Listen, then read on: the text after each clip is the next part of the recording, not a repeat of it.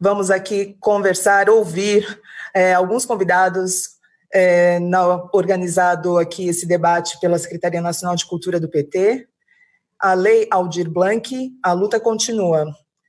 Vão estar aqui conosco hoje a Benedita da Silva, que foi a deputada autora do projeto que resultou na Lei Aldir Blanc, Jacques Wagner, senador e relator da Lei Aldir Blanc, Márcio Tavares, o secretário nacional de Cultura do PT, Juca Ferreira, ex-ministro da Cultura nos governos Lula e Dilma, Sérgio Mamberti, ator e ex-presidente da Funarte, José Guimarães, deputado, líder da minoria na Câmara e relator da MP 986 de 2020, Pedro Vasconcelos, secretário de Cultura de São Leopoldo, do Rio Grande do Sul, Fabiano Piuba, secretário de Cultura do Governo do Ceará, a Cris Ramires, assessora da Comissão de Cultura da Câmara dos Deputados, e a Diana Almeida, que é produtora audiovisual. Boa noite a todos vocês. A gente começa essa conversa, então, ouvindo Jacques Wagner. Bom, boa noite, Fernanda. Boa noite, Bené. Eu vou dar um oi para todo mundo que já foi listado aí pela Fernanda, inclusive ao João, que não aparece, mas que cuida de que a gente apareça. Sem ele, a gente não estaria aparecendo. Cumprimentar, até porque o espírito da lei é muito esse também, é dar a quem faz os outros aparecer e não aparece. Por isso que o auxílio emergencial pega muita gente do fundo do palco da organização. Mas queria dar uma boa noite muito carinhoso a todos que nos acompanham pelo YouTube, pelo Face, pela TV PT. Começar mais uma vez dando meu abraço solidário a todas as famílias enlutadas no Brasil e no mundo, né? Nós já somos mais de 500 mil no mundo. No Brasil já estamos aí em 68 mil. Então, uma tristeza num curto espaço de tempo por uma doença que eu espero que a ciência, a medicina, a pesquisa, a infectologia consiga superar.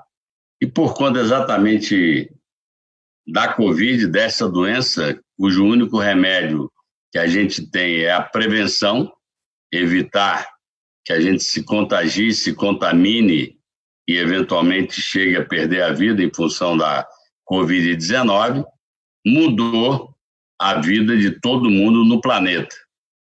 O jeito de trabalhar, o jeito de comprar, o jeito de se apresentar, e um dos segmentos que mais está sofrendo é exatamente o segmento da cultura em todas as suas modalidades, em todas as suas facetas, apesar de que os artistas do Brasil e do mundo têm sido aqueles mais famosos, têm sido muito generosos em oferecer pela via da internet, da web, de tantas plataformas, entretenimento para que a gente que está em casa possa passar o tempo mais suavemente, vendo um filme, ouvindo uma ópera, ouvindo uma sinfônica, ouvindo uma música de São João. São João acabou de passar, que é a festa mais importante no Nordeste, na Bahia não é diferente, e todo mundo doido para subir no palco, e teve que subir no palco sem a plateia, sem a dança do povo embaixo.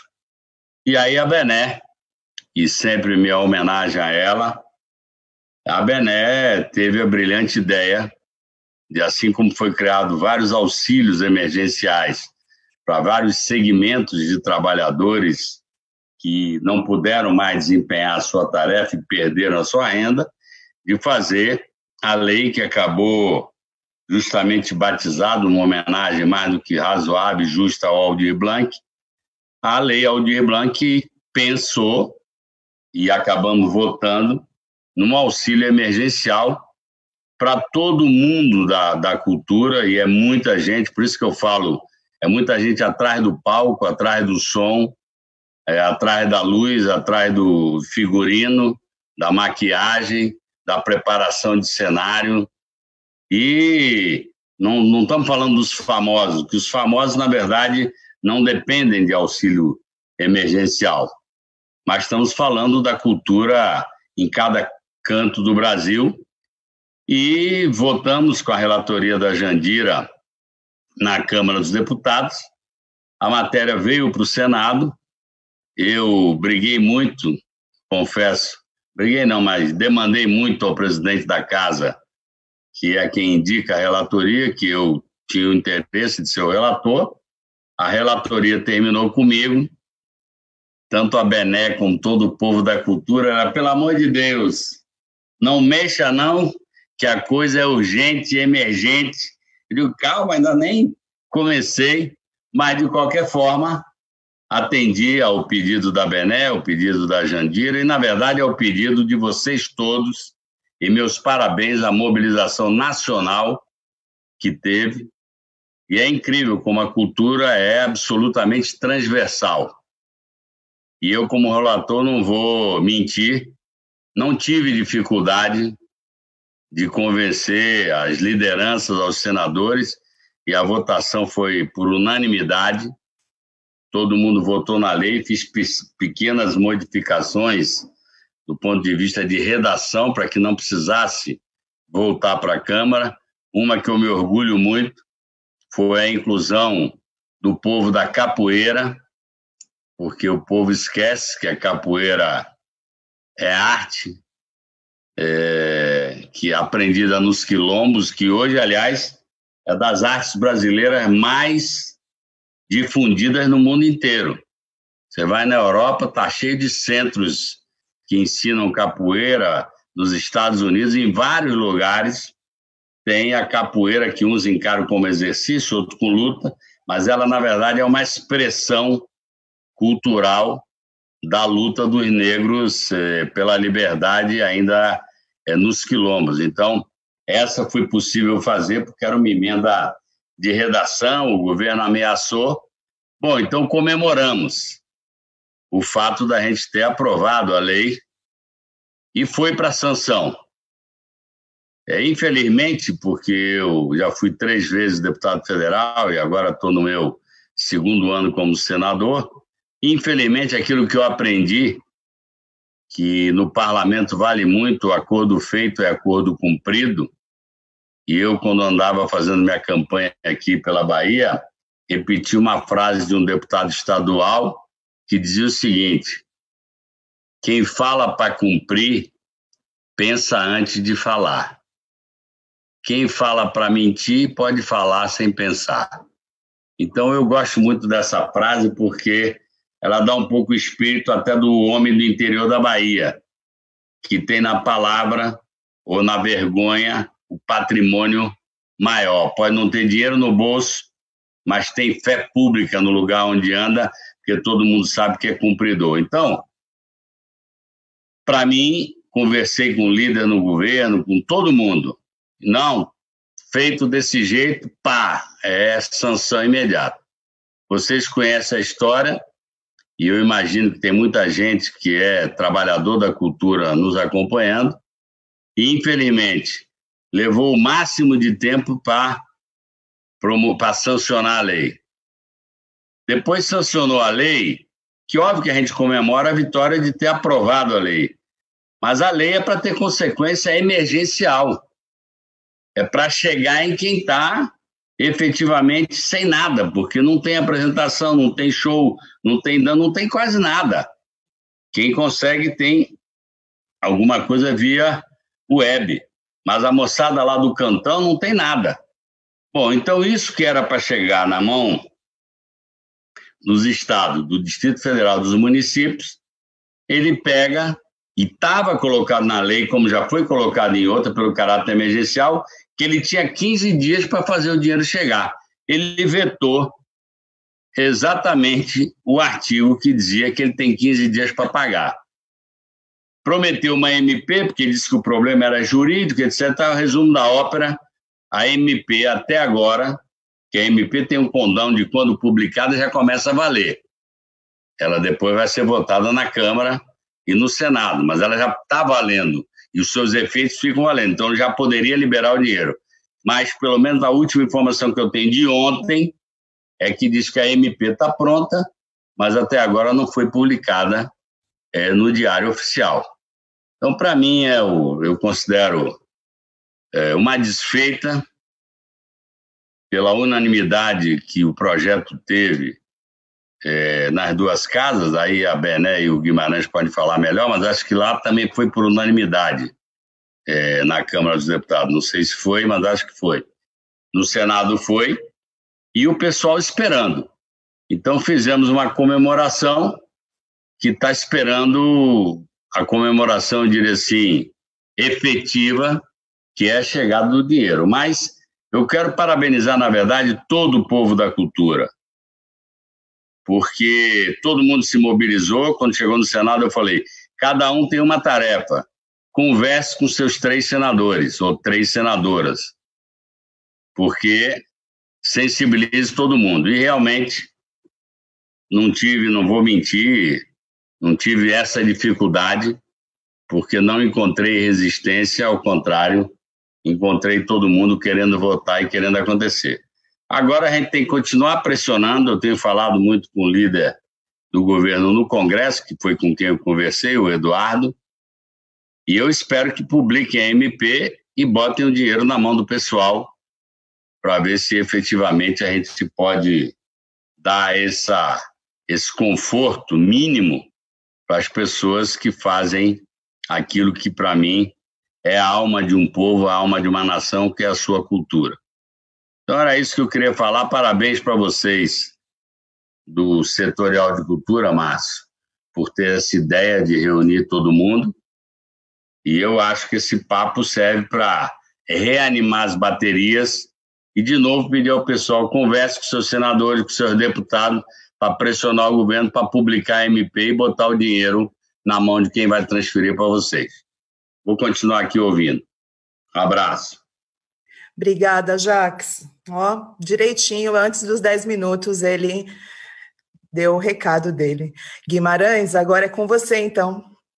Bom, muito bem, Fernanda. Eu quero abraçar nossos participantes deste debate, da pessoa da Bené e do nosso senador Jacques Wagner, e especialmente o nosso secretário nacional de Cultura, o Márcio, que tem feito um extraordinário trabalho na mobilização de um tema que sempre foi muito presente na vida de nosso partido.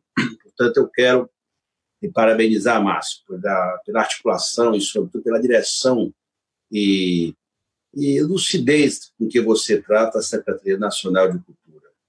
O ex-ministro, enfim, todos vocês que estão aí, o Juca, o Sérgio, as meninas, Pedro, enfim. Me permitam, em primeiro lugar, dizer que eu estou na Câmara no 4º mandato como deputado federal. Eu nunca vi um projeto de lei envolver uma construção e uma mobilização como foi esse o PL 1075. Ele mobilizou amplos setores, sobretudo os trabalhadores das artes e da cultura. Foi algo inusitado na Câmara, porque quando nós começamos a discutir como, era meio que alguns parlamentares se espantavam quando a gente falava os trabalhadores da cultura precisam de um auxílio, os espaços culturais precisam ser reabertos e mantidos, evidentemente pós-pandemia. O que fazer frente a isso? Iniciou-se a luta em 2 dimensões. A luta dentro da Câmara, o projeto da Bené com mais outros projetos, tinha um meu, do André, que foram todos acoplados, incorporados, e o projeto mãe foi o projeto da Bené, a Jandira relatou, mas mais do que isso, Wagner, foi o trabalho para que fosse votado por unanimidade. E mais ainda do que isso, estabelecesse um valor de 3 bilhões para atender os trabalhadores ao setor cultural do país. E de forma descentralizada, ou seja, aprovada a lei, o governo é obrigado descentralizadamente repassar para os estados e para os municípios, atendendo aos planos estaduais de cultura. Portanto, se tem uma coisa que foi dado um nó, foi a consolidação do projeto aprovado por unanimidade na Câmara e também no Senado Federal. Foi um pacto de grande dimensão. E como é a cultura? eu mesmo participei de umas 3 conferências nacionais, 2 aqui no Nordeste, reuniões permanentes com os líderes na Câmara para mostrar que esse projeto era fundamental. Porque se tem um setor que foi prejudicado com a pandemia, pelo que ele gera para a economia brasileira, né, pelo que ele emprega, pelos resultados e pelo impacto que ele tem no PIB, no Produto Interno do Brasil, esse setor foi o mais atingido. Por uma razão básica, né, pessoal? Que não tem. Se você vai para um circo, tem que ter público. Se vai para o teatro, tem que ter público. Para qualquer atividade cultural, tem que ter público. E a aglomeração, diferentemente do que fez o Bolsonaro, né, não podia ter aglomeração. Então, o pessoal ficou desnorteado e, portanto, nós fizemos uma construção que o secretário do Ceará, tá aí, o Fabiano, sabe bem os esforços que nós fizemos, todos nós, para dar à lei esta dimensão. Além disso, é importante dizer, Wagner, houve um pronunciamento do líder do governo na Câmara, porque no início ninguém queria se pronunciar, não. Nós só vamos votar se você assumir publicamente aqui que o governo não vai vetar nada dos 3 bilhões. Vetou esse prazo de 15 dias, é verdade. Mas eu até achei que, se fosse para derrubar o veto, demorava mais, né, Wagner? Foi melhor porque, não é que foi melhor, mas foi o possível porque veio uma nova medida provisória, a 986 agora, que eu sou relator, que estabelece a forma de repasses para os estados. Foi importante. Eu já solto o relatório amanhã para a gente tentar votar, Márcio, na terça ou quarta-feira na Câmara. Não é a MP do crédito. Porque também a MP do crédito, o Fabiano, quando for falar, vai informar, eles tiveram uma reunião com o secretário, com o ministro, e as coisas já estão evoluindo. E a informação que eu tenho é que a MP do crédito, senador, deverá chegar sexta, no mais tardar segunda-feira na Câmara. Quando é dita a medida provisória do crédito, o recurso já pode ser repassado, porque ela tem força de lei. Portanto, foi uma construção, dizia aqui para os nossos internautas, para os nossos participantes, foi uma construção coletiva.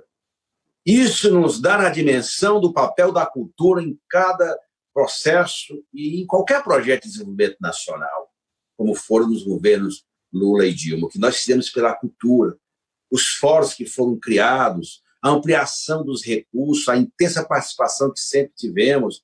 Portanto, eu, que fui um dos articuladores, junto aos líderes, não só da oposição, mas de toda a Câmara, nós nos sentimos realizados. Mas, olha, claro que os votos foram nossos, mas o principal o fator que garantiu essa vitória foi a mobilização dos trabalhadores, que vocês, os secretários estaduais do Ceará, da Bahia, de Pernambuco, do Pará, lembro aqui, Fabiana, a Úrsula, que é a presidente do Fórum dos Secretários, o que vocês fizeram, mobilizaram as bancadas.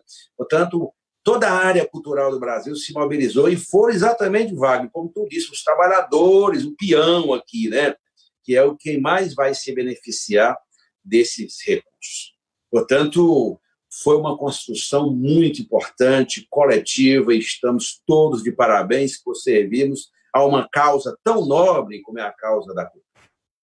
Dizer também, e já caminho para encerrar, Fernanda, que a urgência agora é o recurso chegar na ponta.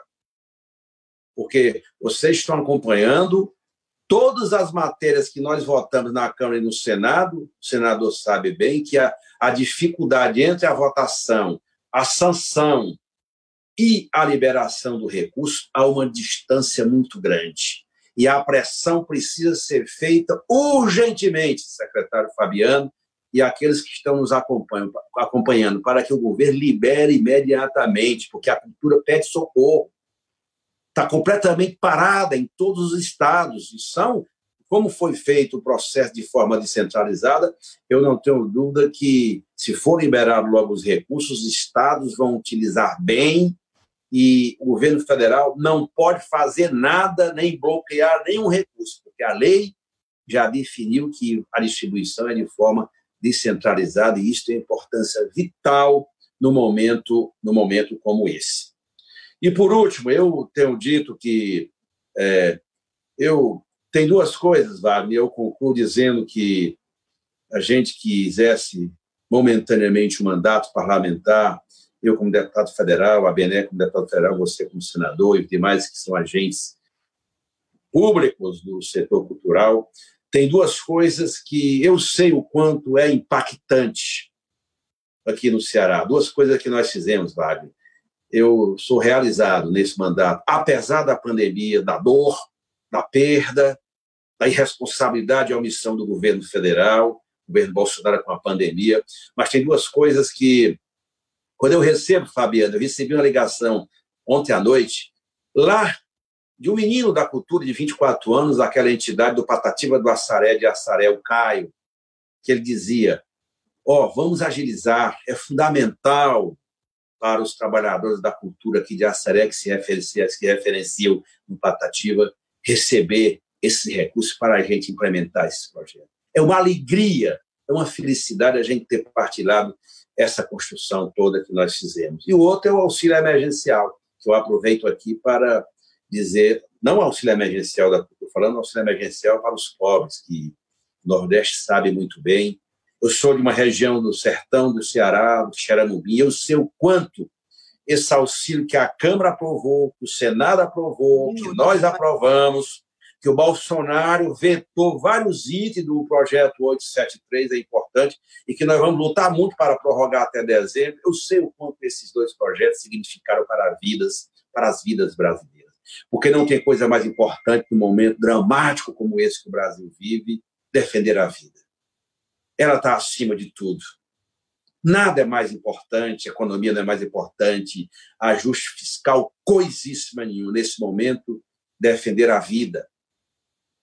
Não tem coisa mais sublime, mais nobre para nós que somos amantes da liberdade, da democracia, das artes e da cultura. Eu, portanto, Fernanda, quero dizer que eu sou realizado em ter participado da construção desses dois projetos que são humanos e que ajudam muito as famílias brasileiras, diferentemente do governo Bolsonaro. Portanto, era isso. E vamos apressar a tramitação, viu? Amanhã eu solto o parecer da MP e na próxima semana, viu, Fabiano? É dinheiro chegar na conta dos estados para que possa ajudar os trabalhadores da cultura e o funcionamento também, manter os espaços culturais que estão fechados. Muito obrigado. Lá em Quixeramobim. Exatamente. Terra de Antônio Conselheiro, né, de Antônio Conselheiro, do Genuíno, gente nobre, né? Tanta gente boa que passou por nosso Fagner também, independente, muitas vezes das minhas divergências com ele, mas, né, enfim. Tá bom, Guimarães, tudo bem, a gente sabe que o Ceará é uma potência cultural que a gente ama. Ô, Benedita, bom, o tema aqui desse programa é a luta continua, né? Tanto Jacques como o Guimarães avisaram que a luta continua, agora é com você, então. Boa noite a todas e a todos. Eu quero começar cumprimentando o meu companheiro da Câmara, Guimarães, cumprimentar o meu companheiro do Senado, Jacques Wagner. Beijo grande. E dizer da minha alegria e satisfação de ter um militante como o Márcio Tavares, que foi um dos grandes responsáveis, junto com o Cris, isso da minha parte, na mobilização, no debate, na discussão pelo Brasil afora. E eu dizia, numa outra live que participei, de que o Juca foi o tempo inteiro, durante um ano, na Comissão de Cultura, o nosso grande consultor, com toda a sua bagagem que colocou à nossa disposição, e fomos construindo uma construção realmente colegiada, coletiva, e que fez com que nós tivéssemos tido êxito, não apenas no que diz respeito aos recursos, né? No que diz respeito ao auxílio emergencial da cultura. Mas o Partido dos Trabalhadores teve um protagonismo, e isso, para mim, é muito importante. Dado o afastamento que foi criado pelo gabinete do ódio na relação nossa com a cultura do povo brasileiro. Depois de ter feito tanto, depois do Lula e de Dilma ter realmente colocado no primeiro lugar a cultura brasileira, nós tivemos também, entre os produtores, os fazeres da cultura, muitas dificuldades para levar a nossa proposta no ano em que disputamos as eleições com o companheiro Haddad. Isso eu quero fazer um registro, porque, para mim, a minha alegria maior, porque não tem alegria nessa coisa, porque o isolamento social forçou a que a cultura pudesse se recolher primeiro do que todos os outros segmentos, e como ela é a inimiga número 1 desse governo, porque a cultura é revolucionária e, portanto, não se pode deixar de forma nenhuma que a cultura avance. O que nós vimos verdadeiramente foi uma coisa apoteótica. Guimarães já falou, o Jacques Wagner também, mas eu quero falar da minha emoção de ver pelos rincões afora. Fiz muitas reuniões presenciais, outras na Câmara, através da comissão, antes da pandemia, onde o Juca se fazia presente todas as vezes em que nós convocávamos para que ali ele pudesse estar nos orientando. Mas vi o primeiro passo que nós demos muito forte foi no governo da nossa governadora Fátima Bezerra, da qual eu quero prestar uma homenagem, que dentro do consórcio dos governadores, ela se prontificou. O consórcio abraçou a ideia e ela se prontificou de ser essa pessoa dentro do consórcio que nos ajudaria pelo Nordeste afora a fazer essas reuniões com os secretários, a conversar com a nossa militância e a fazer acontecer. Eu não posso esquecer essas pessoas, porque elas são vivas e elas são do PT. E eu tenho certeza de que o nosso partido saiu dessa história, dessa nossa alegria momentânea, muito maior do que quando ele entrou. Porque fizemos, sim, foi conferências das quais nós colocávamos esse projeto como cargo-chefe do esforço coletivo. Mas também fizemos entre nós, que é muito bom dizer isso, entre nós, entre os petistas, muitas reuniões para que nos ajudassem nas mobilizações no seu estado, né, no seu município, na sua região. Eu presto esta homenagem. E quero dizer que não foi unanimidade na Câmara, porque na Câmara nós temos representante do Partido Novo. E no Senado, como não tinha o Partido Novo, foi unanimidade. Mas foi quase isso, né, Guimarães? Foi quase isso, na medida em que houve um convencimento de que realmente a cultura precisava receber uma atenção muito especial. Então, a interlocução que foi feita, ela não só nos mobilizou enquanto militante partidário, né, e a Secretaria Nacional da Cultura sabe disso, mas a classe artística, elas ficaram em conferência permanente e ainda estão nessa conferência permanente até que os recursos cheguem no município e os recursos cheguem no seu estado. E nós também não podemos deixar de reconhecer o trabalho feito pela relatora Jandira Fegali, que, numa articulação com a Câmara, outra articulação com o Senado, ela pôde também somar ali quando nós tivemos outros projetos e que tivemos 26 coautores do 1075 e atribuímos esse projeto não da Benedita, mas o projeto da Câmara dos Deputados, oriundo da Comissão de Cultura. O auxílio emergencial, ele faz com que nós agora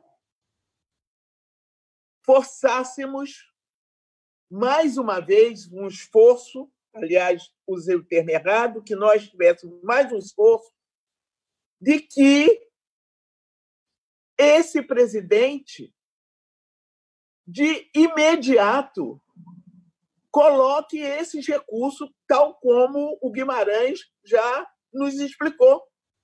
Coloque na mão dos municípios. As pessoas estão com fome. Os artistas estão fazendo shows em suas casas, tornando o palco das suas casas para serem solidários com aqueles que os ajudam a brilhar no palco e que estão passando fome. Então, todos eles estão fazendo esse movimento constante. E nós temos que dizer para esse governo que não dá mais para segurar. É o cara que vende a pipoca na porta do teatro. É aquela camareira. É aquele homem que espera todo mundo sair para ele abaixar a cortina e ele fechar. Nós não estamos falando de Ivete Sangalo, que está auxiliando nessa campanha, né? Nós não estamos falando de Daniela Mercury. Nós estamos falando dessas pessoas que não estão recebendo salário nenhum e nem têm nenhum recurso acumulado. Mas isso não é um discurso que nós estamos fazendo para nós mesmos. Nós estamos também falando para fora de nós, das pessoas que estão nos acompanhando nesse momento. É este apelo. Ligue para o seu deputado, para a sua deputada e diga da importância de que o Guimarães estará apresentando e nós estaremos votando. E queremos dizer que continuamos votando com vocês. Dos 5 milhões de trabalhadores e trabalhadoras, mais de 2,5 milhões estão nessa situação. E que esses 3 bilhões de reais vão chegar num momento crucial, porque, como eles foram os primeiros, a fome tem sido maior, porque eles já estão há mais tempo sem nada na panela. E é por isso que nós estamos, a mobilização continua, fazendo essa interlocução, construindo essa possibilidade. Antes de concluir, Benedita, eu quero mandar o meu abraço para todas essas pessoas que, como eu, têm chorado seus mortos de coronavírus. A essas famílias que sequer têm conseguido colocar num respirador e ver perder a sua família na porta de um hospital ou mesmo dentro de casa. A essas famílias, é em nome delas que nós estamos fazendo tudo isso para que elas continuem firmes, com esperança, num Brasil melhor para todos e que nós possamos, pelo Partido dos Trabalhadores, levantarmos a nossa bandeira e fazer a nossa estrela brilhar com o compromisso que nós temos com os trabalhadores e trabalhadoras desse país. Muito obrigada. Obrigada, Benedita. Prazer ouvi-la sempre. Bom, a luta continua, o debate também, e agora chegou a vez de eu anunciar com muito orgulho, uma felicidade grande, Juca Ferreira vai falar com a gente. Seu microfone tem que ser ligado.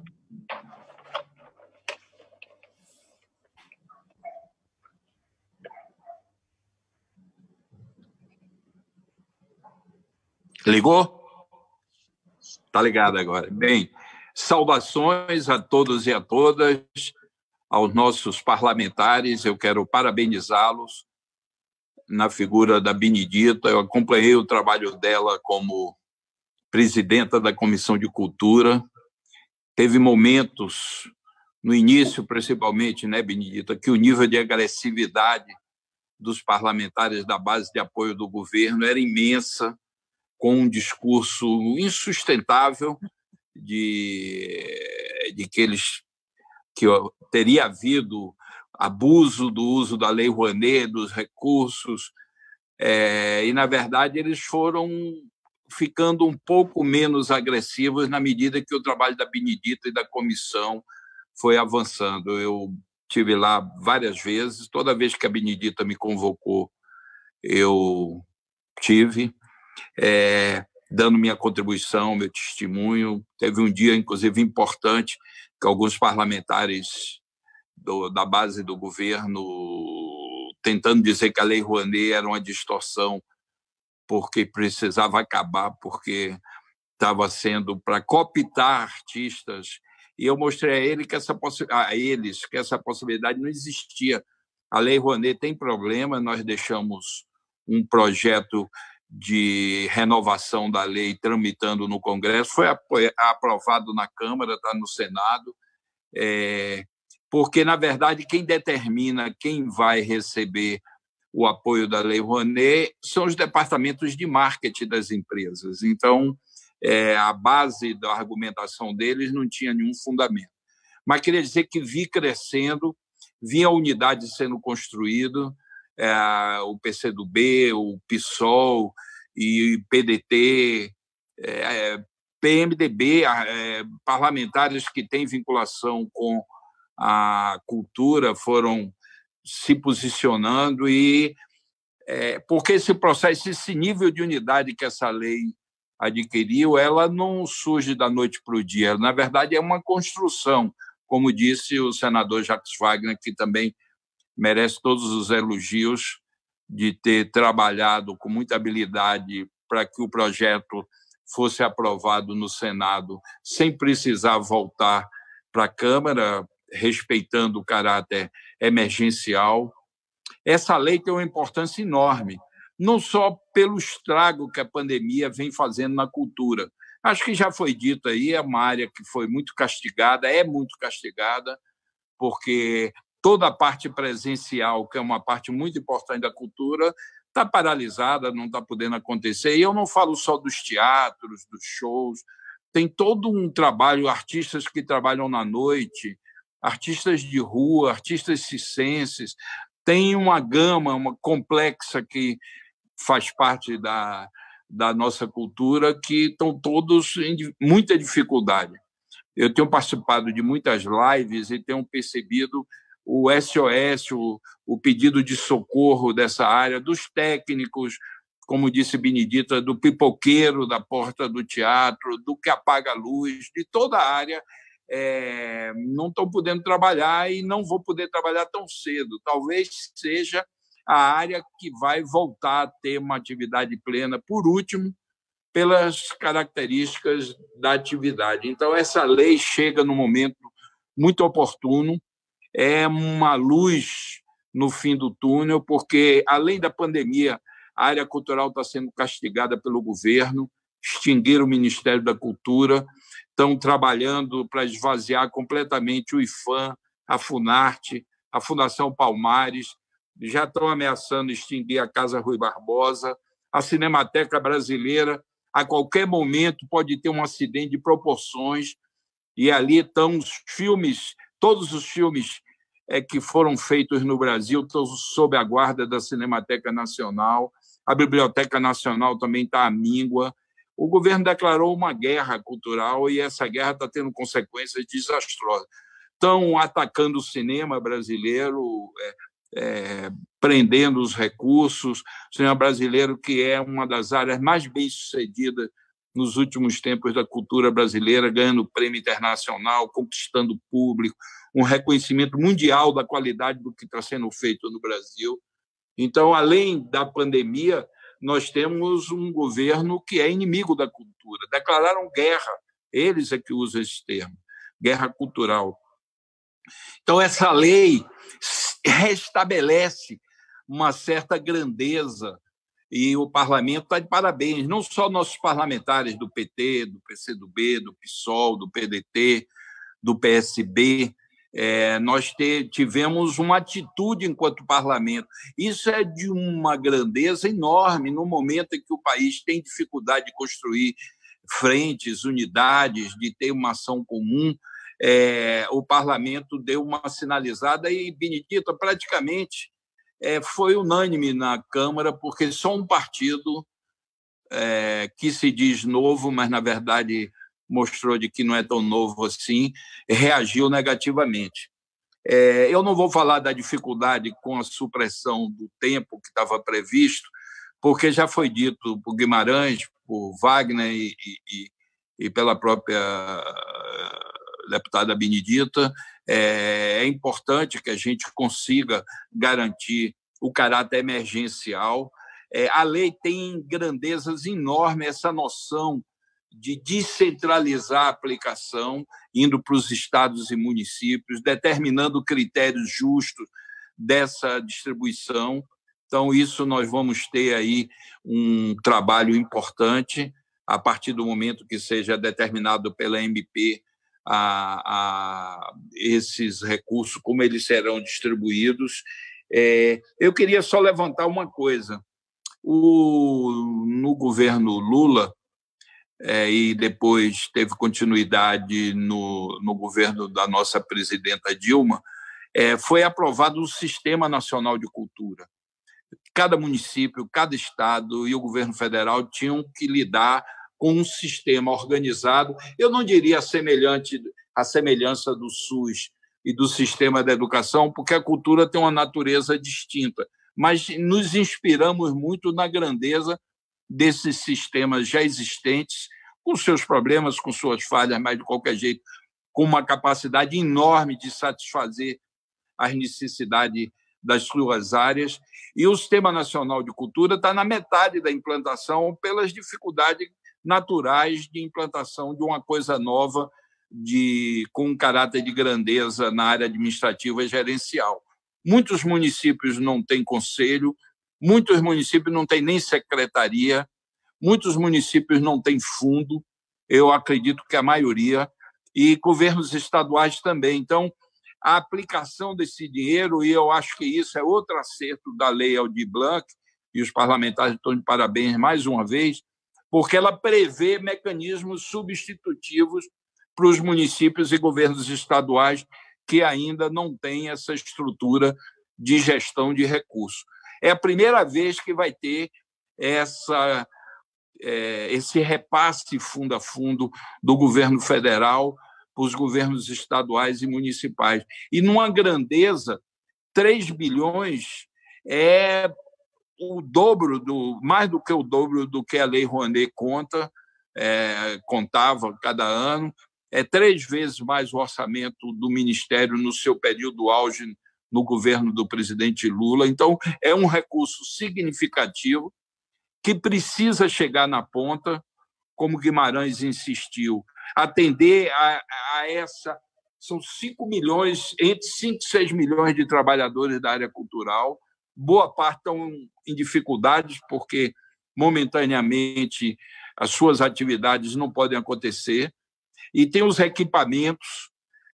De vez em quando me chega a mim um SOS de estúdio de gravação, de centro cultural que não é público, que está em dificuldade até de manter o prédio, a dependência onde funciona a instituição.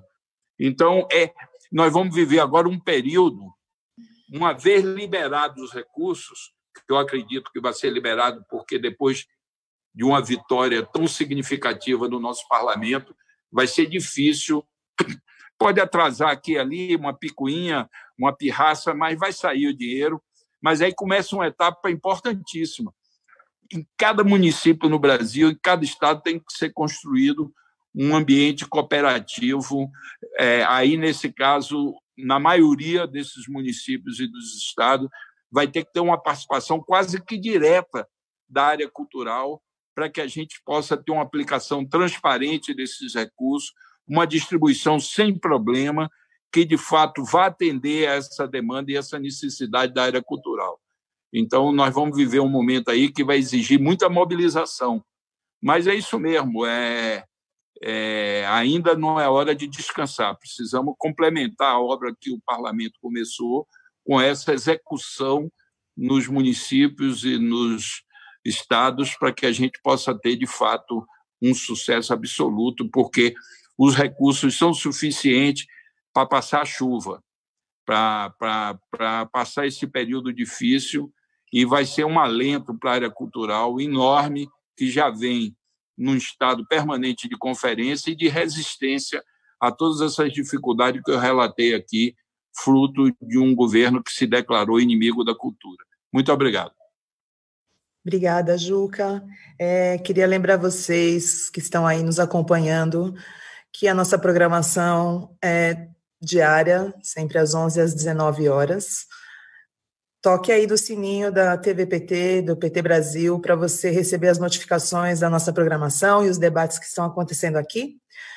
Tem várias pessoas acompanhando, viu, Márcio? Muitos militantes aí, Brasil afora, comentando, tanto no YouTube como no Facebook. E agora a palavra é sua. Bem acertado o nome do programa, A Luta Continua. Vamos aí. Obrigado, Fernanda. Obrigado, TV PT, por ter sido uma parceira da Secretaria Nacional de Cultura na construção desse programa.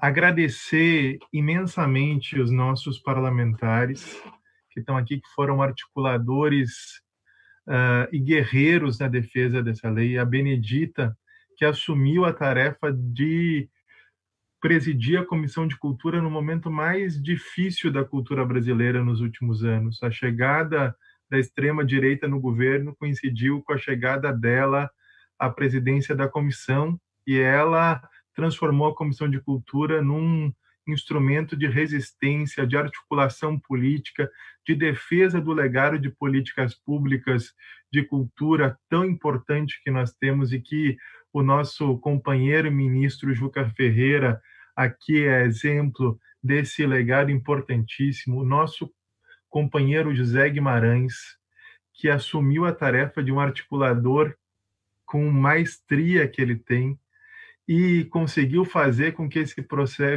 projeto ganhasse a adesão de diferentes setores, trabalhasse em harmonia dentro do Congresso. Essa articulação política foi fundamental, não só a iniciativa do projeto 1089, mas o acompanhamento cuidadoso dentro da tessitura da articulação política que ele faz tão bem. E agora, na MP 986, a agilidade para apresentar o relatório que ele disse em primeira mão aqui, que vai entregar amanhã e que já vai à votação. Isso é um instrumento da luta política fundamental.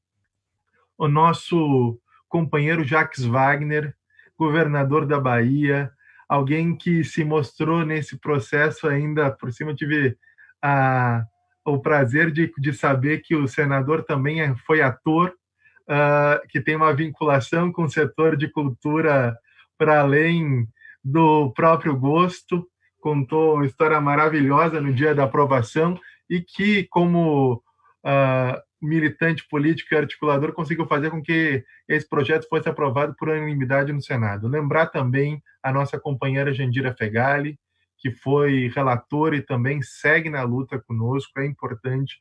Os nossos secretários estaduais, na figura do Fabiano, mas lembrar também os nossos companheiros, a Conceição Vieira, de Sergipe, a nossa companheira Arani Santana, da Bahia, o Fábio Novo, do Piauí, e o nosso companheiro Crispiniano Neto, do Rio Grande do Norte, que foi bem lembrado, comandado pela nossa governadora Fátima Bezerra, que é uma pessoa que defende muito a pauta da cultura, os nossos secretários municipais aqui, e hoje representados aqui pelo nosso querido Fabiano Piuba, secretário de Cultura do Ceará, governado pelo nosso companheiro Camilo Santana.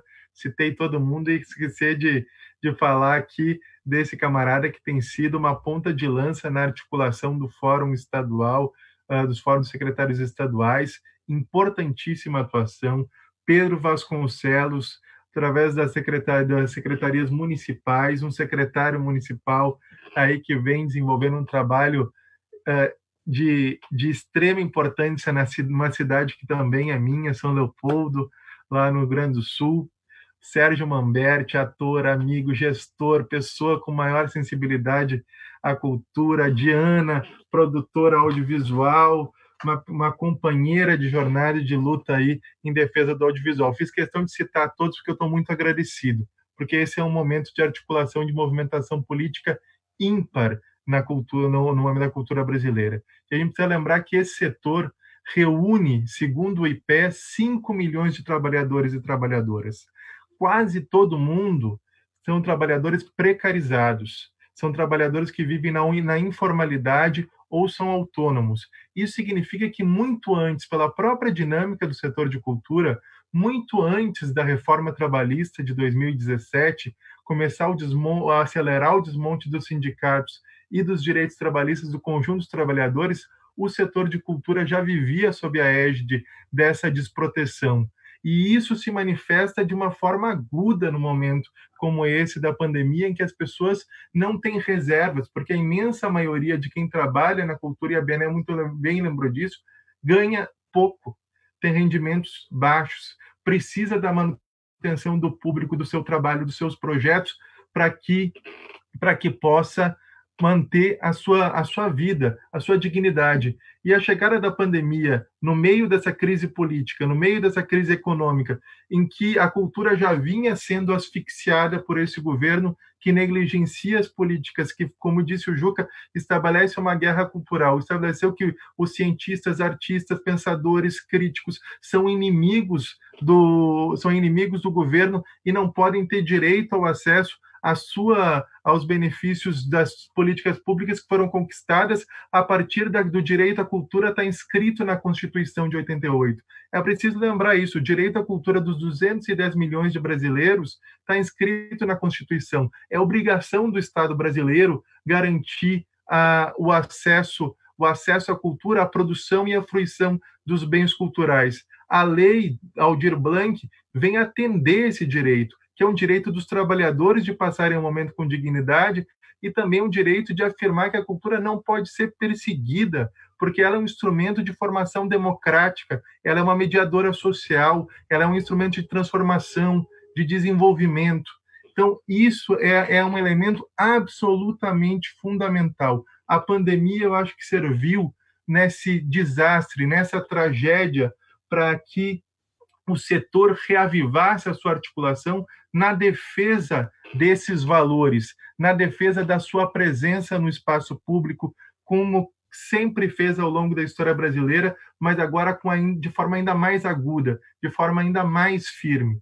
E esse processo, nesse momento, precisa se intensificar, porque, como diz o título da live, a luta não termina aqui. Nós conseguimos uma imensa vitória com a aprovação dessa legislação, apesar do Bolsonaro, porque ela teve que iniciar pela Câmara, ela teve que fazer um processo de articulação dos setores sociais, dos movimentos de cultura, justamente porque não tem mais MINC, não tem mais o governo não faz políticas públicas, o governo não atendeu o chamado a essas políticas. Isso veio de fora para dentro, isso veio da sociedade para o Estado. É um movimento que vai ficar na história pela potência que teve nesse sentido. Isso é muito importante. Isso é muito importante para a afirmação da democracia também, porque esse é um momento de maior ameaça à democracia brasileira desde o fim da ditadura militar. Então, esse movimento da Lei Aldir Blanc também é um ponto de referência dessa luta em defesa dos direitos civis, democráticos, políticos, em que a cultura e os agentes culturais estão inscritos aí no centro dessa luta. E agora nós vamos fazer aquilo que o Guimarães muito bem falou na sua fala. Nós vamos fazer com que esses recursos cheguem urgentemente na mão de quem precisa. O Betinho já dizia que quem tem fome tem pressa. E as pessoas que são do setor de cultura, nesse momento, têm urgência. Por isso que essa é uma lei de emergência cultural, para que esses recursos cheguem na mão, para que esses recursos tenham a capacidade de ser executados com rapidez. E isso, tenho certeza que o Fabiano e o Pedro vão falar em seguida, e a Cris também, que acabou de chegar aqui, a respeito da execução, da gestão, da capacidade de tudo que nós estamos fazendo para que esses recursos cheguem. E todo esse processo está sendo feito em comunhão, em articulação, com escuta, e um instrumento fundamental da lei é esse. Todo o processo de execução e de organização da lei deve ser feito com a participação social. Essa é uma marca dos nossos governos, essa é uma marca das nossas gestões, essa é uma marca do legado que o Gil, o Juca, o Lula, a Dilma, o Mamberti deixaram na gestão de cultura brasileira. E isso só está escrito agora. E eu finalizo por aí para dizer porque isso é importante. A Lei Aldir Blanc só é possível nesse momento porque existiram 13 anos de governos nacionais e populares que construíram um arcabouço de políticas públicas e deixaram uma arquitetura de Estado, inclusive um Sistema Nacional de Cultura, como lembrou o Juca, que permite cadastros, organização e uma legislação dessa magnitude nesse momento. Nem o desgaste que, após o golpe de 2016, se iniciou com o desmonte das políticas públicas impediu, porque essa arquitetura está inscrita nas leis, está inscrita na Constituição brasileira. Esse legado permanece e agora permite que os 5 milhões de brasileiros que vivem, trabalham na cultura, tenham direito a acessar esses 3 bilhões, que são o mínimo, nesse momento, que o Estado brasileiro poderia fazer. O Estado precisa atuar com ainda mais força no nosso setor e em todos os demais. Essa é uma defesa que o nosso partido tem feito. E hoje eu quero dizer também da minha alegria nesse momento, para finalizar por aqui, de mostrar a vivacidade do PT na produção, reflexão, na construção de políticas culturais. Essa lei é um exemplo disso. As nossas gestões nos estados e municípios são exemplo disso. O nosso legado é um exemplo disso. A nossa atuação no Congresso é um exemplo disso. E, sobretudo, para quem está nos assistindo, a nossa participação na vida social e vida cultural dos movimentos é exemplo disso. Então, viva a cultura, viva a Lei Aldir Blanc, a luta continua e a gente só descansa quando o dinheiro chegar na mão de quem precisa e com a democracia garantida. Obrigado, gente. Obrigado a todos que estão participando hoje. Obrigada, Márcio. Fabiano Piuba, é com você. Você tem 10 minutos, tá bom? Eu vou aqui tentando controlar o ímpeto de falarem a noite toda, né? Boa noite, Fernanda. Quero agradecer o convite do Márcio, da Secretaria Nacional do PT, para estar aqui. Cumprimentar a Benedita da Silva, nossa deputada, autora desse PE, então nasceu aí desse processo, né, da Câmara. Cumprimentar aqui o meu querido parlamentar do Ceará, José Guimarães, o Pedro Vasconcelos, que é um companheiro importante aí nesse processo aí na parceria entre estados e municípios, a Cris Ramírez, que desde o início tem tido um processo, né, um trabalho incansável nisso tudo, o senador Jacques Wagner, a Diana, o Serginho Mamberti e o Juca Ferreira, porque eu deixei os dois por último, porque tive a alegria, a satisfação, né, de colocar, não no meu currículo, mas na minha história de vida, de termos trabalhado juntos, e sempre que o Juca está presente em algum lugar, eu chamo logo imediatamente de meu ministro da Cultura. Então, boa noite, ministro. Bom, pessoal, o Márcio pediu para eu falar aqui de 3 aspectos da lei, no que toca a mobilização, as articulações para efetivar a lei e a preparação para a execução, né? E essa lei, ela traz para mim uma imagem muito forte. Quando a Benedita da Silva esteve aqui, justamente com a deputada Jandira Fegali, para o encerramento da nossa primeira fase do ciclo, né, eu iniciei com um poema, canção do Gilberto Gil, que pergunta e responde ao mesmo tempo: de onde vem o baião?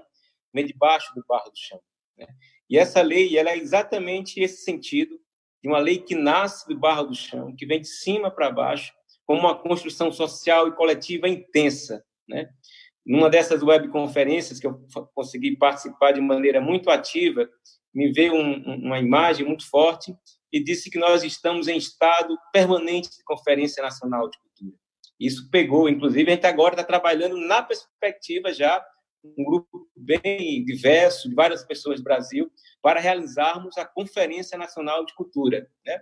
E é um estado de conferência nacional de cultura, mas é um estado de espírito, é um estado político, é um estado de ânima, e que a gente não pode perder essa chama acesa apenas quando a lei for aprovada. Ela vai permanecer, muito mais ainda, numa perspectiva que, para além do emergencial, é estratégica, mas também ela é política, né?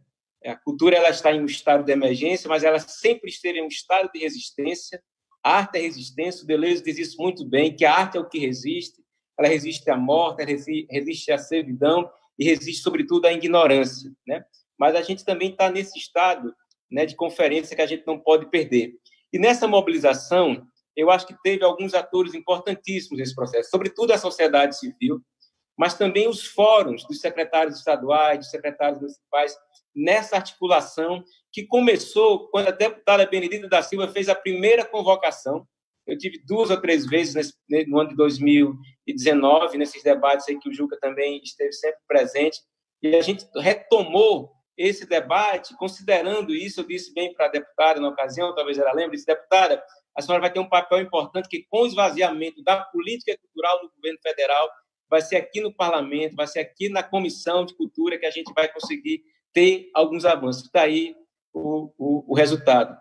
Mas, para além dessa percepção emergencial, tem uma percepção política, né? Essa lei, na minha leitura, de muitos companheiros e colegas secretários e secretárias, ela vai para além da pandemia, ela vai para além do emergencial, porque ela é estratégica e política, para o Sistema Nacional de Cultura. Ela é uma lei que nos traz aí uma oportunidade da gente estar executando, como o próprio Juca lembrou aí, o Sistema Nacional de Cultura, mas também uma Conferência Nacional de Cultura que estabeleça uma relação mais ampla da cultura com outros temas, como a questão da democracia, a questão do meio ambiente, da comunicação e da educação. Eu acho que com a Lei Aldir Blanc, nós puxamos a alavanca da preservação da vida e do bem-estar para um sentido mais amplo. E as articulações para efetivar esta lei, ela tem aí um percurso que é um plano tático. A gente ainda está nesse plano tático, aprovamos de maneira consagradora no Congresso, foi sancionada, e eu quero aqui colocar em primeira mão, porque eu recebi essa ligação há uns 5 minutos atrás. O Isaac, que é o chefe da agenda do ministro, me ligou agora, viu, Pedrão? Então, temos reunião amanhã, às 17 horas, com o governo, para a gente tratar da questão da regulamentação da Lei Aldir Blanc nos estados e municípios para a publicação do decreto. Então, esse plano tático ainda está no campo do governo, mas ele é estratégico, e agora a gente está nessa pauta operacional. Nós estamos, em todos os estados e municípios, realizando ciclos temáticos com os segmentos, com os secretários municipais, no que a gente está chamando aqui do Ceará de plano de implementação integrado, porque a gente compreende que é uma ação integrada entre Estado e municípios, e também a sociedade civil na gestão compartilhada da Lei Aldir Blanc. Então, nesse sentido, a gente está aí com um grupo de trabalhos no próprio Fórum Nacional, dialogando com a conferência, com a Confederação Nacional dos Municípios, a Associação Brasileira dos Municípios, o Fórum dos Secretários das Capitais e Municípios Associados, na perspectiva da implementação, porque, como disse, aqui já vou finalizando, ela é estratégica para a política que vai vir depois. Vocês percebam que uma das ações, Juca, que a gente está trabalhando é que seja a plataforma Mais Brasil, facilitando o repasse fundo a fundo, mas também uma aba específica que não seja o Siconv para o repasse aos estados e municípios, sejam para as emendas parlamentares, mas para os convênios, quando o Ministério da Cultura for retomado. Porque eu acho que nessa perspectiva da Conferência Nacional de Cultura, essa retomada do Ministério da Cultura, quando ele vir, ele vai vir de maneira muito forte. E, por fim, eu acho que tem algumas diretrizes que eu quero compartilhar aqui em torno, para além da linha da renda básica e dos subsídios, os editais. Nós aqui do Ceará estamos partindo de 3 princípios, que é das diretrizes para esses editais, que é o da cidadania cultural, o da diversidade cultural e o das políticas afirmativas no fomento para as artes, dos projetos culturais que vão ser contemplados aí.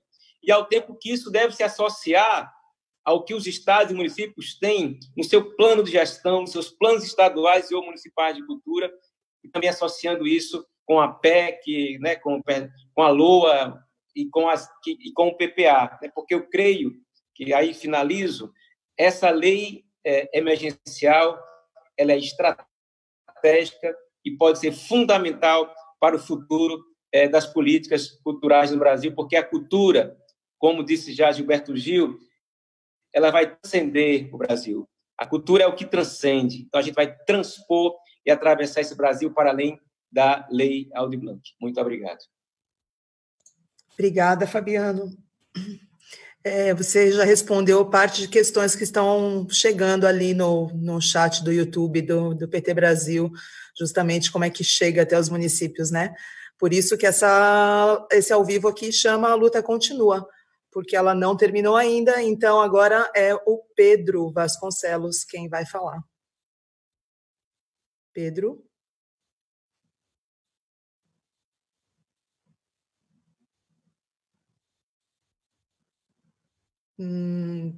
Não, ele está com a gente, mas ele não está respondendo. Eu sugiro que a gente deixe a Diana falar, então, até para a gente revezar um pouco as vozes masculinas e femininas, né? Pode ser, Diana? Pode ser. Então tá, você tem seus 10 minutos, então. Eu queria começar agradecendo o Márcio pelo convite. É uma honra estar aqui com lutadores que eu admiro tanto, respeito tanto. E agradecer, na figura da Benedita, todo o esforço de construção e aprovação da lei. O Márcio me pediu para falar um pouco do panorama do audiovisual especificamente. Eu queria só lembrar que, na verdade, a situação do audiovisual é muito crítica antes desse governo começar, a partir do golpe ali, com a saída do Manuel Rangel Dancini, a gente foi meio que abandonado. Num primeiro momento, se construíram políticas que tornavam os recursos mais concentrados em grandes empresas e empresas do eixo Rio-São Paulo, e, portanto, tirando recurso de empresas pequenas, de pequeno porte, em todo o país, que foi todo o esforço que os nossos governos fizeram de descentralizar a produção, de descentralizar os recursos. Então, de 2017 para cá, a situação já é muito crítica para todo o setor audiovisual, menos em São Paulo e Rio de Janeiro, mas ainda assim, para as pequenas produtoras, já tem sido, desde então, muito difícil acessar recursos e continuar produzindo. E desde então, muitas empresas têm fechado, muita gente tem perdido emprego, tem mudado de área, e a pandemia chega nesse momento em que a situação já era muito calamitosa. De novo, Rio e São Paulo continuaram conseguindo produzir, porque produz muita publicidade, porque produz muitas coisas para o setor privado, mas ainda assim não é algo que abarque todos os profissionais. Então, a situação já era muito, muito, muito difícil. Então, acho que a lei agora dá um alívio para esses profissionais que não têm reserva e que não estavam conseguindo trabalho já há muito tempo. Tem uma questão que acho que vale falar, é que os municípios e estados ficaram muito dependentes do Fundo Setorial do Audiovisual e, portanto, o bloqueio dos repasses de recursos do Fundo Setorial impactam não só nos editais nacionais, mas também nos editais regionais. Então, a situação é toda catastrófica. Acho que reforçar aqui a importância de fazer esse dinheiro da Lei Aldir Blanc chegar o mais rápido possível, tanto nos trabalhadores mais precarizados, acho que o Márcio falou isso e é muito verdade no audiovisual, os trabalhadores são todos autônomos, não tem nenhuma, se não trabalhar não ganha, não tem reserva, então acho que agora é lutar muito para fazer esse recurso chegar o quanto antes na mão de quem mais precisa e fazer esses editais acontecerem também o mais rápido possível e de maneira que faça o recurso chegar no maior número de pessoas possível, não serem editais concentradores, como tem sido a tendência. Ser editais que possibilitem o maior número de profissionais envolvidos e, enfim, que o dinheiro circule. Acho que é isso, gente.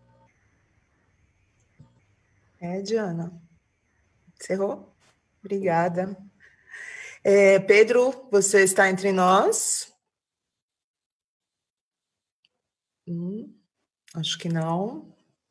Mistério. Tensão na nossa live. Ele pediu para ser o último. Ele está pedindo para ser o último? Então, eu convido o Sérgio Mamberti a fazer uso da palavra e a brilhantar mais um pouco essa noite, que está toda estrelada. Abre o seu microfone, Sérgio, e fale conosco. Boa noite, Fernanda. Boa noite, companheiros todos presentes aqui.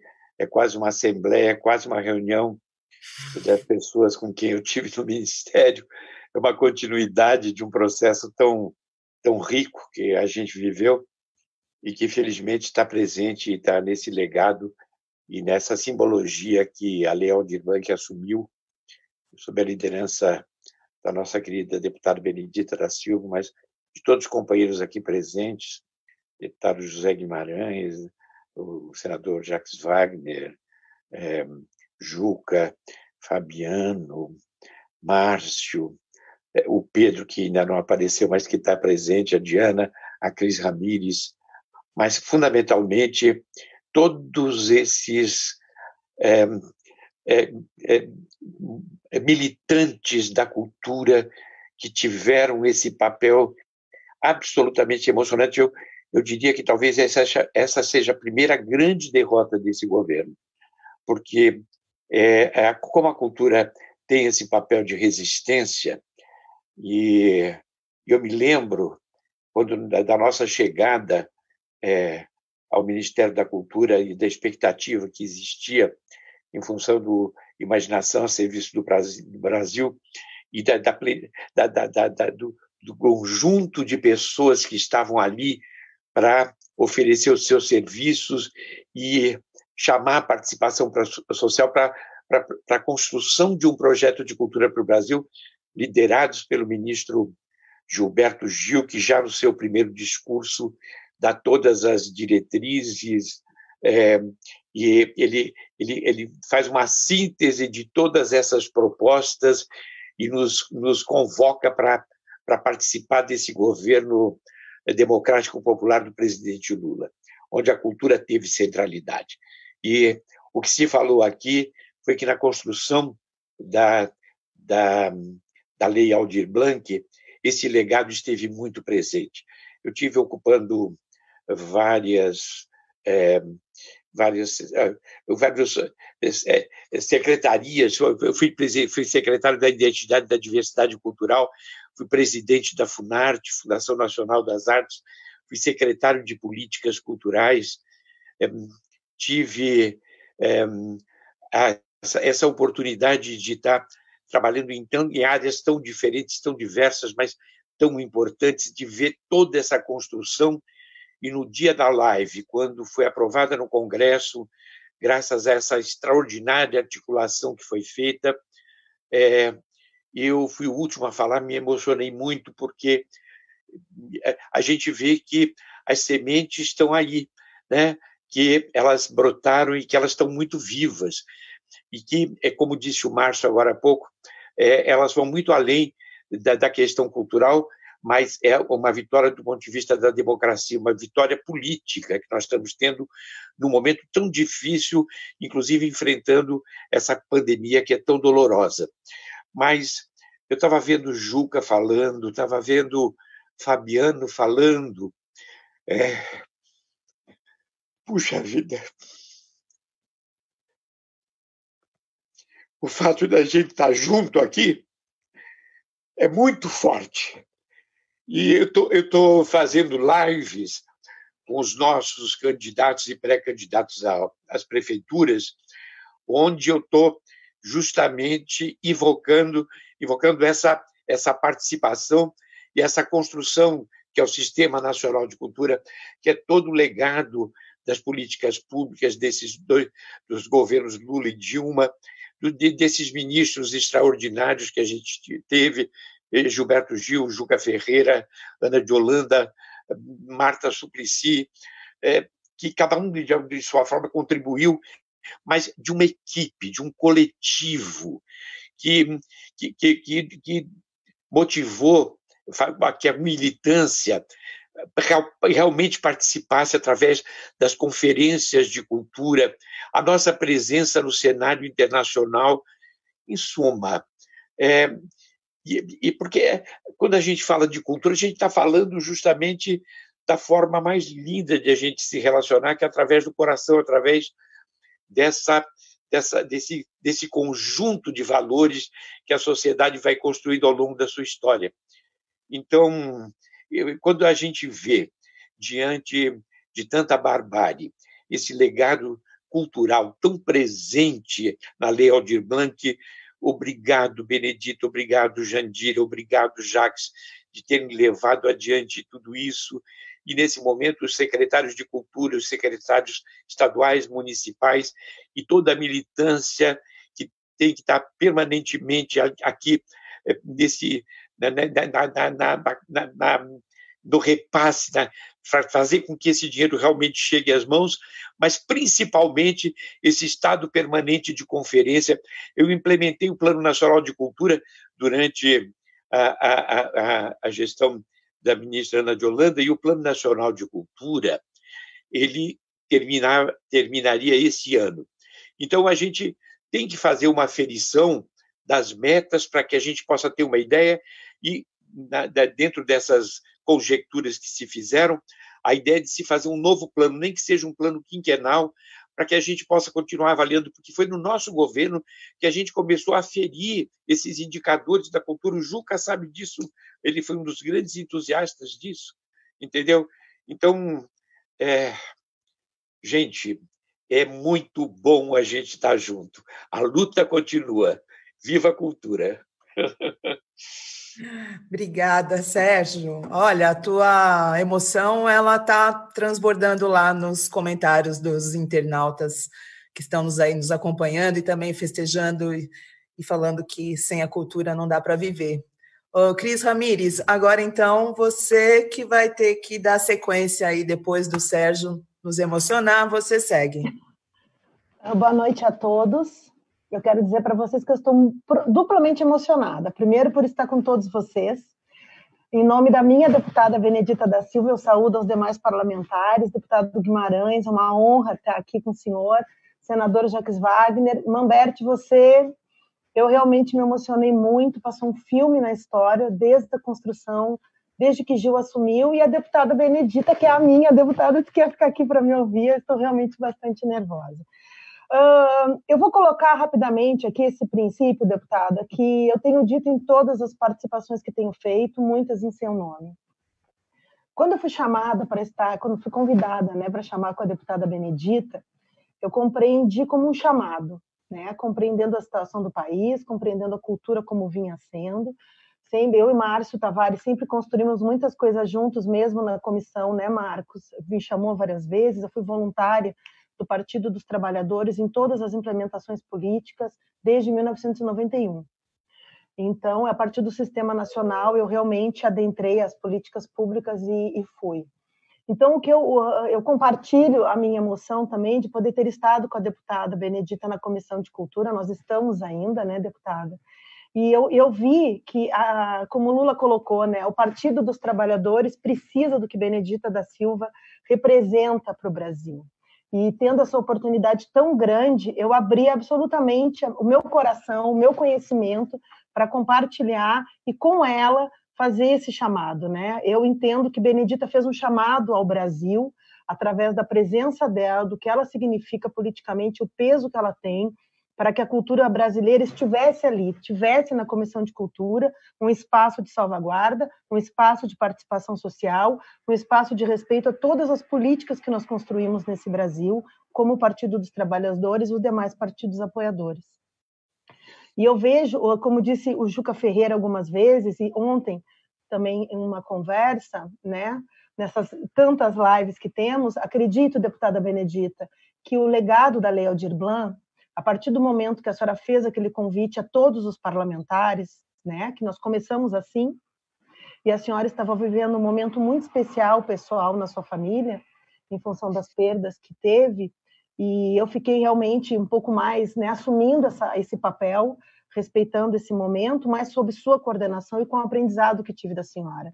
Então, a partir desse momento, unir, né, quer dizer, essa participação social, esse processo colegiado, ele mostra, de fato, o que viemos fazer, né? E a lei, ela realmente ela representa muito isso. A partir do que nós construímos na Comissão de Cultura, eu digo nós, o Brasil, né, com a participação de todos que estão aqui, né, todos os projetos, os seus projetos, né, a sua relatoria, chamando especialistas do Brasil inteiro, quantas lives nós fizemos, quantos expressos, foram 18 expressos, deputado, que nós realizamos, né, discutindo com todos os setores brasileiros, respeitando os princípios da sociedade, e a Lei Aldir Blanc, ela começou exatamente dessa forma. Eu lembro como se fosse hoje, né? Eu adoeci, eu fui convidada a me retirar e trabalhar de casa, e a deputada disse, precisamos fazer alguma coisa, eu estou recebendo cartas e manifestos, e eu gostaria que você pensasse alguma coisa para nós, porque nós vamos entrar num colapso.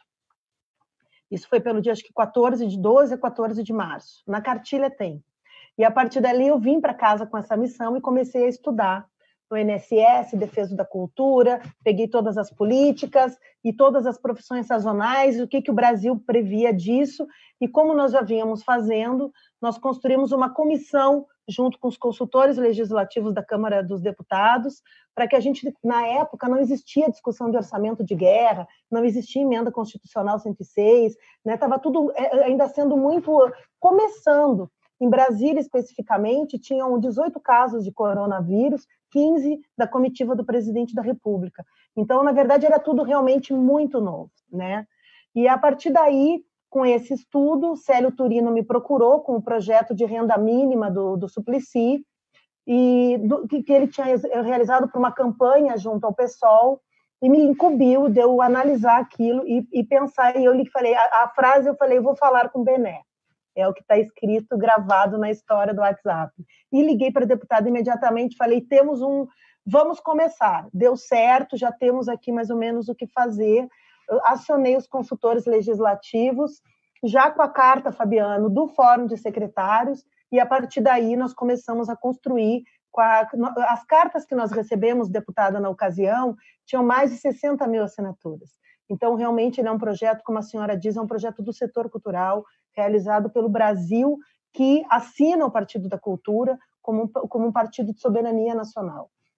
Eu tenho usado muito 3 palavras-chave para esse momento que nós estamos nos encontrando, driblando esse cenário caótico que nós estamos vivendo no sentido do governo federal executivo, que é o desenvolvimento, sustentabilidade e soberania a partir da cultura, que foi o que eu aprendi trabalhando com Benedita da Silva, pela grandeza, pela forma que ela conduz as coisas, né, pela transparência e por essa porta aberta, esse coração gigante, essa capacidade política e intelectual que ela tem, que me deu, talvez, essa força, essa coragem de também seguir, né, e da gente driblar tantas dificuldades que nós vimos nesses 3 meses de construção dessa lei. Então, é uma lei, de fato, construída para todos e construída por todos que fazem parte do setor. Eu recebi aqui uma orientação que algumas pessoas gostariam de receber alguns esclarecimentos um pouco mais técnicos, então eu vou deixar um pouquinho a emoção e vou falar rapidamente sobre a cartilha que a deputada Benedita da Silva pediu. Ela me pediu uma entrega, né? Ela falou, Cris, vamos fazer uma entrega, e como o tempo é muito rápido, as coisas estão acontecendo muito rápido, vamos fazer uma entrega que tenha um fator de memória, e eu particularmente sou uma apaixonada pelo patrimônio histórico, acho que sem memória um país não é nada, né? Nós temos que ter os pilares culturais e de memória para a construção das coisas. E o Márcio acompanhou, e aí ali eu fiz de cabeça a linha do tempo, só confirmando algumas datas, algumas publicações legais, mas por ter estado em nome dela, envolvida em todo esse processo, tive essa responsabilidade e achei fundamental, porque a linha do tempo ela não é só uma metáfora. ela não é só a memória, ela vem também dentro de...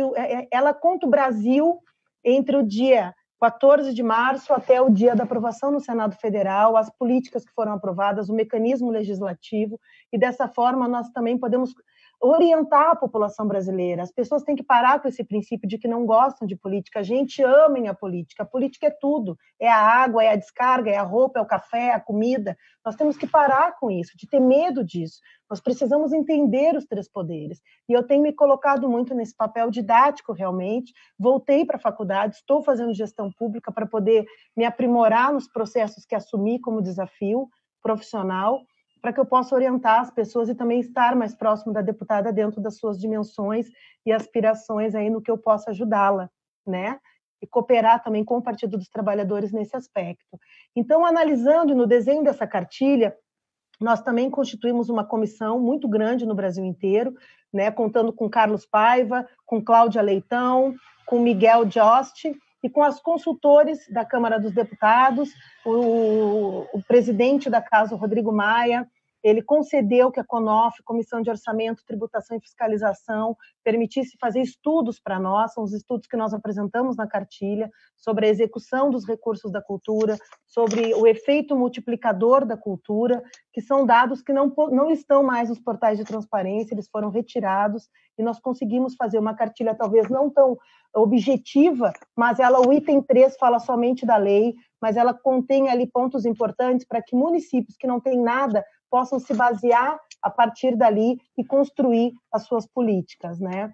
Então, voltando rapidamente à parte técnica, quase concluindo, eu vejo que o cadastro ele é a parte mais específica, fundamental, que primeiro é obrigatório, segundo é a homologação de todos aqueles que vão, de fato, receber os recursos, e é ali que, inclusive, os entes federados deverão comprovar o adequado uso desse recurso. Portanto, eu acredito que, a partir dos cadastros, nós ainda não recebemos a regulamentação do governo, do que eles vão exigir, mas estudando, junto com a nossa liderança, as políticas todo o uso de recursos, o governo tem pedido que seja utilizado também as plataformas do governo federal, que são as bases do CPF e do CNPJ. Portanto, a cartilha cita também essas bases, a Receita Federal, inclusive o link que está na cartilha, ele já propõe um mecanismo, inclusive, que possibilita, né, a conferência de CPFs através de Estado. Eu cito o exemplo do Conselho Nacional, Juca, que nós fizemos na sua gestão, quando nós fizemos a eleição do CNPC em 2015, que nós utilizamos essa base de dados, e foi super certeira, inclusive dos 72.860 participantes da plataforma, 4.000 tivemos problemas, e todos foram resolvidos imediatamente, alguns com duplicidade de cadastramento na plataforma, e isso é possível e garante idoneidade aos entes federados. Então, eu acho que demais assuntos nós podemos pegar depois no YouTube, as pessoas podem colocar os seus e-mails, ainda como técnica e assessora da Comissão de Cultura, e como assessora da deputada Benedita, eu posso, obviamente, fazer uma resposta, Márcio, nós podemos devolver via Secretaria Nacional, como temos trabalhado conjuntamente. Eu acho que a minha contribuição é essa. Agradeço estar aqui com vocês, deputada Benedita, mais uma vez. Obrigada pela oportunidade, é uma honra e uma alegria estar com a senhora todos os dias. Muito obrigada a todos. Obrigada, Cris. Pedro Vasconcelos, tudo certo? Você tem 10 minutos, então. Bom, boa noite. Um minutinho, Pedro. A cartilha que você cita, né, Cris, deve estar disponível nas páginas... Ok. Ela está disponível nas páginas da BNE, no Facebook, no Instagram. O nosso coordenador de comunicação colocou, Márcio Tavares colocou nas páginas do PT também, em todas as redes sociais, e eu pedi para que o SATEDES também colocasse e disponibilizasse a cartilha. E gostaria de fazer mais um aviso, então. Assim que sair a regulamentação, eu já estou prontinha com a equipe lá dos consultores para a gente fazer um novo explicativo para ajudar também todo o Brasil nesse sentido. E também podemos disponibilizar no link aqui, eu vou colocar aqui no chat, vocês podem disponibilizar também para as pessoas que estão nos ouvindo. Muito obrigada. Obrigada, Cris. Pedro, é com você. Bom, obrigado. Peço desculpas aí pelo contratempo, eu acabei caindo aqui. Mas, enfim, agradecer muito, né, a Secretaria Nacional de Cultura do PT, que eu também tenho o prazer de participar já há bastante tempo. Saudar aqui o nosso querido Sérgio Mamberti, já acho que a terceira, né, Sérgio, que a gente está fazendo juntos. Eu estou contando. Saudar aqui o nosso ex-ministro Juca Ferreira, grande parceiro também. Saudar os nossos parlamentares, a Benedita, né, o Zé Guimarães, o Jacques Wagner. Em teu nome, Benedita, agradecer muito, né, por esse esforço todo que vocês têm feito no parlamento, não só nesse tema da cultura, mas em grandes temas nacionais, que vocês têm conseguido garantir lá, né, no parlamento brasileiro, nesse momento, né, desse governo neofascista que só tenta retirar direitos, né, e se eximir de responsabilidades. E nesse momento o Congresso Nacional tem garantido conquistas importantes para todos nós, né, e a gente se sente muito bem representado por vocês no Congresso Nacional. A bancada do PT é uma bancada exemplar, né, em todas as frentes, em todas as batalhas, eu tenho muito orgulho disso também. Saudar também o Fabiano Piuba, né, colega aí dessa jornada da construção, elaboração e discussão da lei, e saudar a Cris Ramírez, que também tem sido uma importante guerreira nessa assessoria técnica, nessa articulação também. A gente tem conversado quase que diariamente, né, nesses últimos 2 meses, nesse estado permanente de conferência, como diz o Fabiano. Eu gostaria de aproveitar aqui o espaço, né, eu ouvi atentamente todas as falas, para tentar acrescentar questões que ainda não foram faladas em relação à implementação da lei, né? Nós estamos agora aguardando, então, né, uma proposta de regulamentação do governo federal, que eles abriram a possibilidade da gente dar opinião, sugerir. Até amanhã a gente está aguardando essa minuta de decreto de regulamentação. E nós temos apresentado algumas proposições, né? E uma das proposições que o Fórum dos Secretários apresentou, da divisão de competências, estados e municípios, era muito importante que ela tivesse constando na regulamentação nacional, que isso daria segurança jurídica, né, e institucional para todo mundo. Estados fazem a renda básica e os editais, municípios fazem apoio a espaços, grupos, associações e os editais, né? E eu tenho defendido que, no caso dos editais, a gente não enxergasse isso como uma política de fomento pura e simples, né? Por que eu digo isso?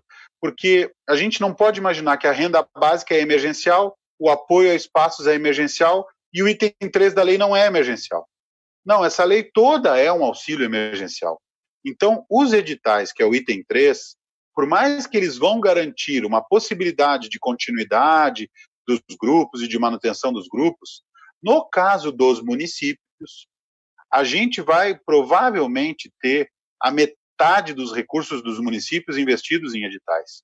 Porque os municípios vão fazer um cálculo. Bom, eu tenho aqui tantos espaços, tantas entidades, tantas micro e pequenas empresas. Então, a metade aqui do meu recurso, ou 40%, eu vou gastar nisso, para apoiar os espaços, para garantir esse repasse mensal, que, na verdade, pode ser repassado de uma vez só. Mas, no caso dos editais, que ali, né, esse item 13 ele é muito amplo, né, por isso que a gente não pode nem resumir tudo a editais. Editais, premiações, concursos, compra de ativos, enfim, e várias, compra de bens, aquisição de bens e serviços culturais, ele pode ser o espaço da lei que a gente tenha justamente para contemplar as pessoas físicas que a renda básica não atingiu, né, porque a renda básica não vai pegar todo mundo, ela vai pegar os de baixa renda, que estão na informalidade e que não acessaram o auxílio emergencial da Caixa. Isso não é todo o universo da cultura, isso é um universo importante, mas não é todo mundo. Então, o item 3, ele vai nos permitir pulverizar esse recurso na base dos beneficiários para todos os segmentos, desde povos indígenas, artesãos, mestres de cultura popular, grupos de periferia, grupos de jovens, do hip-hop, que são segmentos que muitas vezes não acessam o recurso da cultura.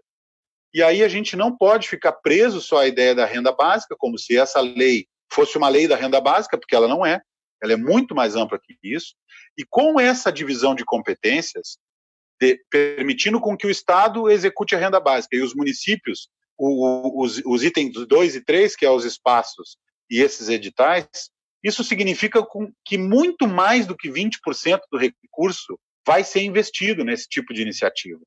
Então, me parece que agora, quando a discussão está descendo para os municípios, vai ser fundamental esse debate, e ele é uma discussão política. Porque, veja, eu posso dar o exemplo aqui da minha cidade, mas eu poderia dar outros, para não ficar falando só de São Leopoldo ou do Rio Grande do Sul, né? Eu poderia dar outros exemplos. Vamos dizer assim, um município pequeno, né? Você recebe 100 mil reais, você tem 20 grupos culturais na cidade. Bom, você pode pegar os maiores grupos e repassar um recurso dos espaços culturais para eles, que é o valor maior, e você pode pegar todo o restante do recurso e distribuir igualmente entre os grupos. A gente pode fazer um orçamento participativo da cultura. A gente pode construir um diálogo super amplo, super produtivo com todos os grupos e setores e dividir o recurso, né? O recurso é de todo mundo. O recurso não é do gestor, o recurso não é do governo federal, o recurso é de todo mundo que atua culturalmente naquele município. E aí, qual é a vantagem? Pode ser que aquele recurso no município foi insuficiente, não chegou em todo mundo. Bom, mas aí vai ter os editais do Estado que vão poder cobrir isso.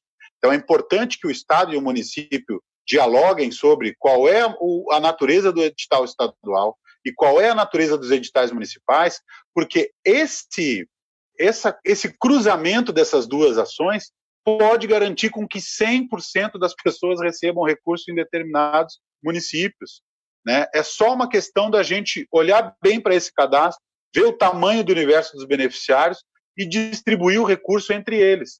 Então, eu acredito que agora, que é a hora da verdade, né, tem que sair o MP do crédito, tem que liberar o dinheiro para estados e municípios, nós temos que entrar na discussão fundamental, que é como é que a gente divide o bolo, né? Eu tenho defendido também a seguinte ideia. Por exemplo, a música é, sem sombra de dúvida, a principal atividade artística e cultural, artística do país. Das linguagens artísticas, não tem nenhuma maior que a música. Então, é errado a gente dizer que a música tem que ter um pedaço maior desse dinheiro? Não, acho que não. Acho que a gente tem que ter essa tranquilidade, né? O carnaval é a maior festa popular do país. Talvez em 5.500 municípios tenha alguma entidade carnavalesca. Ou é um bloco, ou é uma escola de samba e tal e tal. É errado a gente dizer que 10%, 15% dessa verba tem que ir para os grupos de carnaval? Não, eu acho que não. Eu acho que esse é o grande debate que nós vamos ter que fazer a partir de agora com os municípios, né? O caso do São João no Nordeste, né? Daí não é um fenômeno tão nacionalizado, é nacional, mas ele é muito mais forte no Nordeste, né? Tem que ter políticas específicas para o São João, né? Então eu acredito que a experiência que a gente acumulou no Ministério da Cultura, e aqui o Mamberti representa bem e o Juca representa bem essa grande generosidade com que o MINC trabalhou, ela tem que servir agora para a gente aplicar isso nesse federalismo cultural que a gente vai implementar, que é o grande sonho nosso do Sistema Nacional de Cultura, né? E uma coisa que eu queria também deixar aqui de provocação é: nós vamos sair desse processo com o maior cadastro nacional de trabalhadores e trabalhadoras da cultura da história do país. Nós nunca fizemos um cadastro dessa envergadura.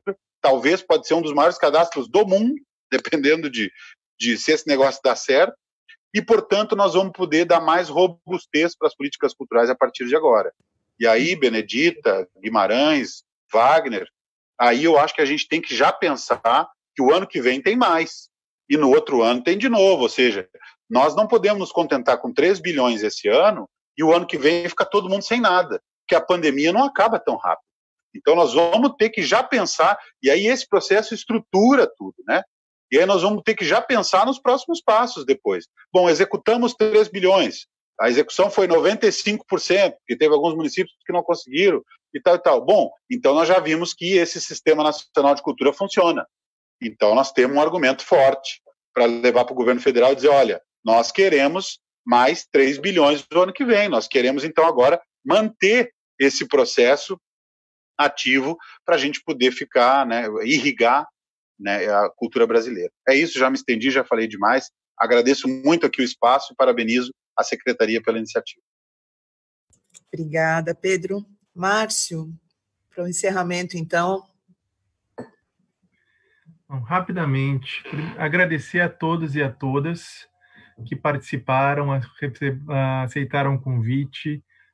É um imenso prazer. O Mamberti nos emocionou ao lembrar que é tão bom ter esse time junto. E quando ele falou, eu fui dar uma olhada pelas redes e eu fui ver que outra parte do time está assistindo. Então, é importante mandar um abraço a todos e a todas que acompanharam essa live. Lembrar que a secretaria ela é feita de um coletivo, agradecer o Coletivo Nacional de Cultura, inclusive, de onde partiu a ideia da construção desse momento. Então, agradecer a todos os companheiros e companheiras da secretaria, os nossos secretários e secretárias estaduais de cultura do PT. Há quem não saiba, mas é uma presença da organização da secretaria em 26 das 27 unidades da federação no Brasil. Então, isso mostra o nosso enraizamento. E agora, com os desafios apontados por cada uma, com as boas notícias deixadas pelo Guimarães e pelo Fabiano a respeito da legislação no andamento no Congresso e da agilidade pela pressão aí do Fórum de Secretários de Organização do Governo em fazer o andamento da gestão, a gente está próximo da primeira etapa do objetivo que o Pedro falou. Tem essa luta para a implementação nesse ano, tem mais e tem mais nos próximos anos. E eu acho que momentos como esse nos energizam para a luta que vem. Então, brigadíssimo a todas e a todos. Márcio, só um segundinho, Márcio, por favor. Claro, Guima. Dizer primeiro para todos e todas os nossos internautas que eu solto o relatório amanhã de manhã, viu, Fabiano? Pressa total, agilidade, celeridade. Vou pressionar o Rodrigo Maia para votar na terça para quarta-feira. Estava acabando de fechar com o consultor, mas já acompanhei toda a reunião, Márcio. Na verdade, dá os parabéns. Fernanda, beijos para vocês todos, ministros, amigos e amigas da cultura. Muito obrigada. A TVPT tem orgulho de contar com a presença de todos vocês aqui. A TVPT está aqui para realmente dar voz, né, à nossa militância, seja ela em qualquer setor que a gente esteja no cultural, dá um prazer a mais, né? Acompanhe a nossa programação, você que esteve com a gente até agora, compartilhe esta live, tem várias explicações aqui, a luta continua. Até a próxima. Pela cultura. Pela cultura.